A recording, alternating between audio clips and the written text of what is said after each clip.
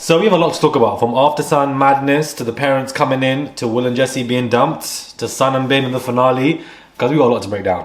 Hey guys, it's Maradi. Hope you guys are all doing well today. Back again with another video. If you've not subscribed, click that button. It is daily and consistent content injected. And let's get straight into this video. Let's get straight into this madness. Now before we do, review is late. Apologies. Back from Madrid. Let me know what you think about this fit, because me and my friend decided to...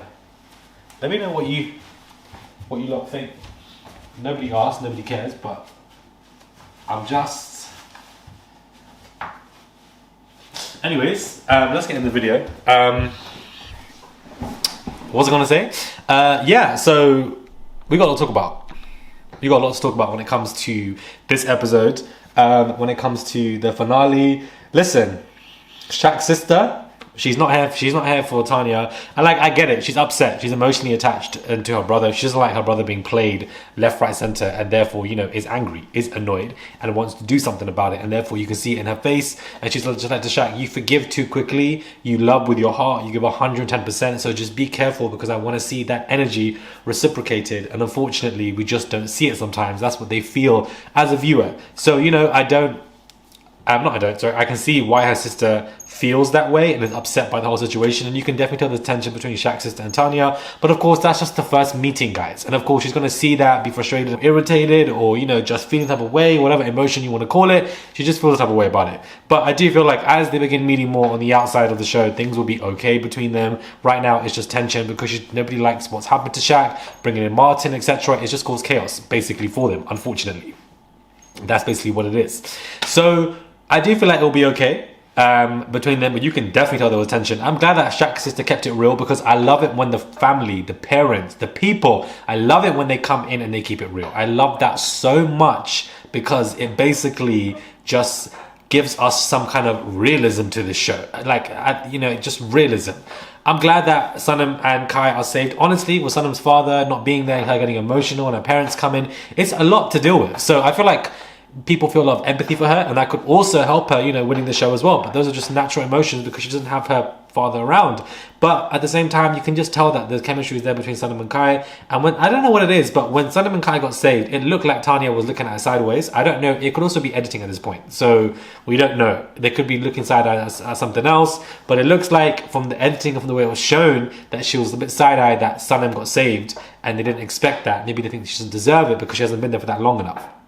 Will and Jessie being dumped, not surprised. I felt like, you know, I feel like Will messed it up more than Jessie, because had Will not gone for that girl in Casa Amor and kept it loyal, because he was very much loved at that point, I do think that the audience would have maintained that for him, because he came in for the first 3-4 weeks, he was one of the most loved characters. So I definitely feel like he could have maintained that had he just maintained it, but unfortunately he didn't. That casted a doubt in people's minds. And then Jessie getting over emotional, and sometimes we didn't see tears, that also dampened and questioned stuff, but that was a reaction towards action. So had Will not messed up, they probably would have been the finale, and they're probably irritated about the whole situation.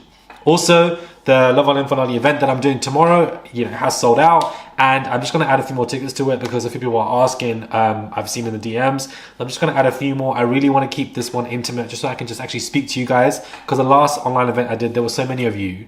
I felt a bit overwhelmed, because I don't know who was watching, because I can't see you.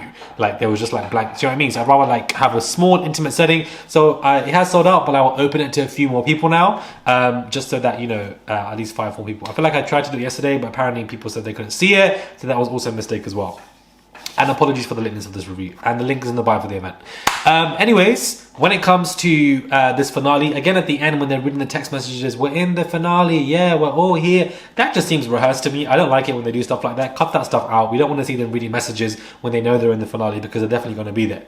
Now, rankings. Who do you think is going to be number 1, number 2, number 3, number 4?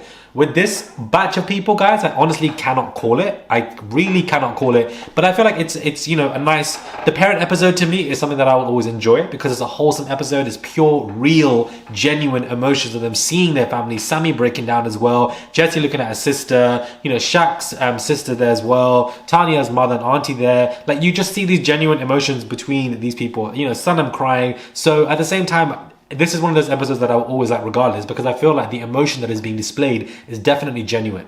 And I like that, because that's what we miss when it comes to reality TV, because everything seems so highly edited and overproduced. So when we get small pinches of what reality TV really should be, it's just nice, because it's something that we can, relate to, and, you might get emotional watching it as well.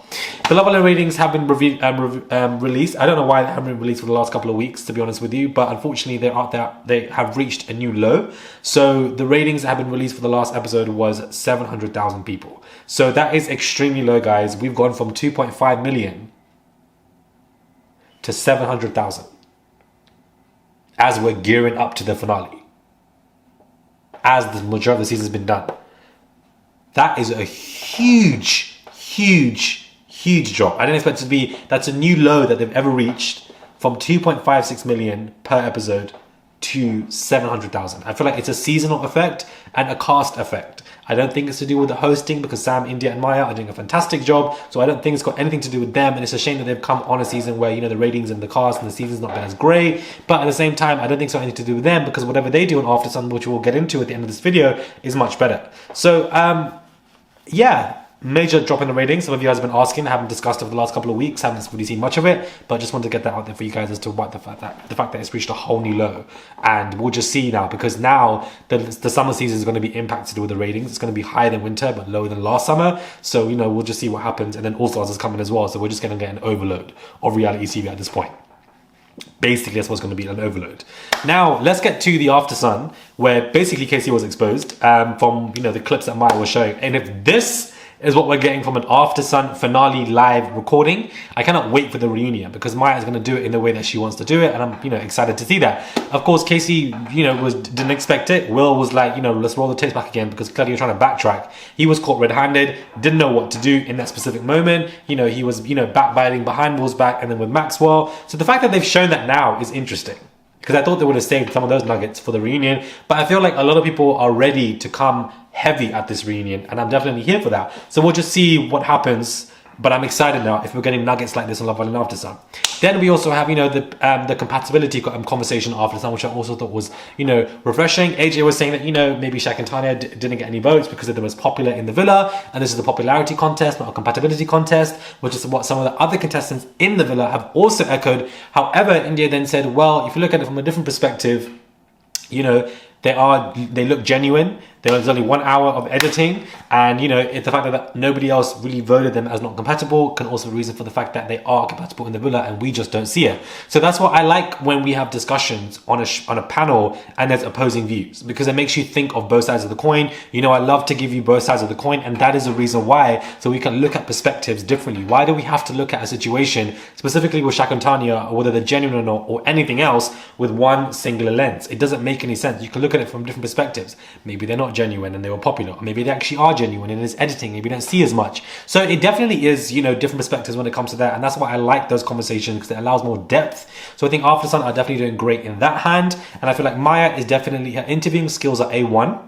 Her dresses are amazing, and I feel like she, has the right energy with people coming on. So with that in mind, I definitely do feel like, After Sun is an upgrade, and I really want this lineup to stick with Sam, India, and Maya for the next season. I don't want no change-ups. I don't want nobody being, fired off the lineup. I want these three to stay. They stick. They work well together. There's chemistry. The fashions, they all look beautiful. I want them to stay for the summer season and just for Love Island eternally until whenever it decides to end, because the After Sun, they've got nothing to worry about. The After Sun works. The After Sun works perfectly. And anybody who's a hater of any of these three people on the lineup and thinks otherwise, you can't be a hater and not like that, because it's good. You have to be objective, and these three work and they stick well together. So please, nobody should be complaining about After Sun. That's all I'm saying. If you want to complain about the show, complain about this dead season, but don't complain about After Sun. That's been an upgrade, irrespective of ratings or whatever. The next Love Island starts in less than 12 weeks, guys. Please, we're exhausted. Just please rest. So we'll just see what it gives. But I think that this episode was interesting with the, family frictions. We got the wholesome, genuine emotions. And then we got one of the couples being dumped. Of course, Maya apparently leaked it via her stories by accident. I'm pretty sure production will be, just irritated by it, and they have to obviously then tell us in the adverts that, you know, Will and Jessie are being dumped because they showed it on the stories. It is what it is. Mistakes happen, accidents happen. I don't think it's that serious, and, you know, I feel like some of us had an inclination of that anyways. So we'll just see. Some people were tweeting that they tuned off once they found out Will and Jessie were being dumped. Them doing that, them whole dramatics music, like everybody knew that they were going. But, you know, mistakes happen, and I'm sure that she won't do it again. But a lot of people were laughing at that as well. I'm just gagged at this whole Casey stuff. I think Casey, what he's done, and the fact that it was drawn out like that in After Sun, I didn't expect that. I thought they would talk about Will and Jessie's just time in a villa. I do feel like, you know, Jessie has done very well for herself. If we look back at her journey on the show, coming in as one of the first few Australians, everybody's like, why are you here? And although Aaron, you know, dipped and went straight back, she came forth and she nearly reached the finale. That's a good symbolic trajectory for the producers. They can look at this and thinking, we've brought international babes into the show. Nobody's moving mad like that. And I know, you know, they did bring in Davide and Natalia, and Davide won anyways. But in terms of mixing old seasons from different shows, that was always going to be a risk, because how was the audience going to be receptive to it? But clearly her coming 5th is a good sign. So let me know what your thoughts are when it comes to this reunion, when it comes to this episode, when it comes to this bucket hat, when it comes to, you know, the After Sun, if you watched it. And let me know in the comment box below about what your thoughts are about the ratings dropping continuously and reaching a new low, and also what your thoughts are on the rankings of who you think is going to win, because I genuinely cannot call it. I don't know. For me personally, I would like Sanam and Kai to win. I would really like Sanam and Kai to win, but we'll just see what happens and just see who wins. One Alana also going to be in the finale, which you know, I felt like, you know, I don't know. We'll just see. We'll just see. Imagine if Sammy and Tommy just take it, because I feel like they got producer's favorite at this point. So, you know, we'll never really know. Apologies for the inconsistency. You know, having traveling, I just landed literally 2 hours ago. So, it's just basically been a lot. So I just watched it, caught up, and thought I'd do this quick video for you guys. And I will continue to put out multiple videos from tomorrow, so just apologies for the inconsistency. Anyways, let me know your thoughts are when it comes to this quick review. Subscribe to the channel, click that button. Daily and consistent content, inject it. See you guys for the event tomorrow. I cannot wait to speak to you guys, proper have conversations, just talk about the whole season, talk about everything, Q&A, just relax, have some music on, watch the finale together, and you can watch the screen as well. Like, it's just going to be lit, and we can just all just chill and just watch it. And I just like intimate settings, and I felt like, you know, I've never done an intimate setting before, so, you know, this is just definitely going to be fun. Anyways, let me know your thoughts are when it comes to this review, the link in the bio below for the event, and I will catch you guys soon for another review.